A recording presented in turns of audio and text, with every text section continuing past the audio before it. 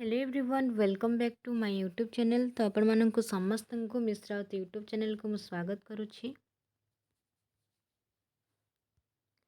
तो ये नोटिस समस्त देखिपे यहाँ हूँ office of the principal VN auto college Jajpur road notice जोटा कि पीजी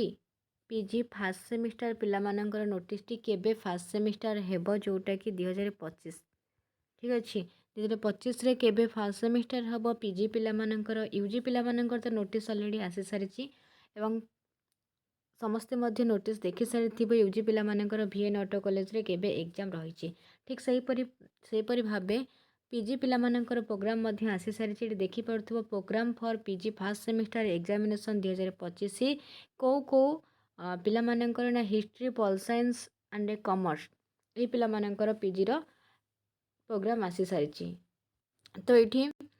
कौन कौन सब डेट रही कौ डेट्रे कौ एग्जाम रही से विषय जाना यहाँ हूँ हिस्ट्री आउ पॉलिटिकल साइंस आउ कॉमर्स पिलामानंक ठीक अच्छे हिस्ट्री पॉलिटिकल साइंस कॉमर्स पिलामानंकर फास्ट सेमिस्टर एग्जामिनेशन डेट केबे अच्छे से विषय जाना कौ डेट्रे कौन अच्छी ता जाना जो मैंने पीजी कर VN ऑटोनोमस कॉलेज रे ठीक अच्छे 11/3/2025 अच्छी P01 जोटा कि हिस्ट्री पिलामानंकर पॉल साइंस पिलामानंकर भी P01 अच्छी एवं कॉमर्स पिलामानंकर MCC 101 पेपर रही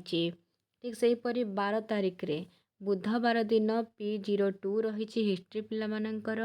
पॉल साइंस पिलामानंकर भी P02 रही एवं कॉमर्स पिलामानंकर MCC 102 पेपर रही तापर अच्छी 18 तारिख दिन P03 रही हिस्ट्री पिलामानंकर पॉल साइंस बा पॉलिटिकल साइंस पिलामानंकर P03 रही एवं कॉमर्स पिलामानंकर MCC 103 पेपर रही तापर 19 तारिख रही P04 कॉमर्स जो हिस्ट्री आउ पॉलिटिकल साइंस पिलामानंकर एवं MCC 104 पेपर रही कॉमर्स पिलामानंकर 25 तारिख रही P05 जोटा कि हिस्ट्री आउ पॉल साइंस पिलामानंकर एवं कॉमर्स पिलामानंकर रही MCC 105 पेपर कि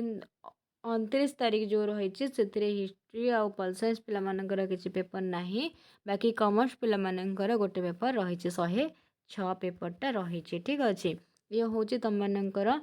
पीजी फास्ट सेमिस्टर रो program PG first semester program केवल हिस्ट्री पॉल साइंस आउ कॉमर्स पिलामानंकर 11 मार्च रु स्टार्ट होइकी 29 मार्च पर्यंत तुमମାନଙ୍କର एग्जाम रो प्रोग्राम रही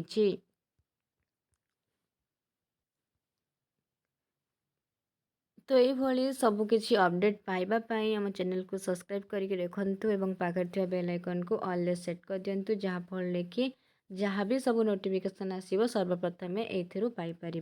धन्यवाद। जय जगन्नाथ पिलामाने।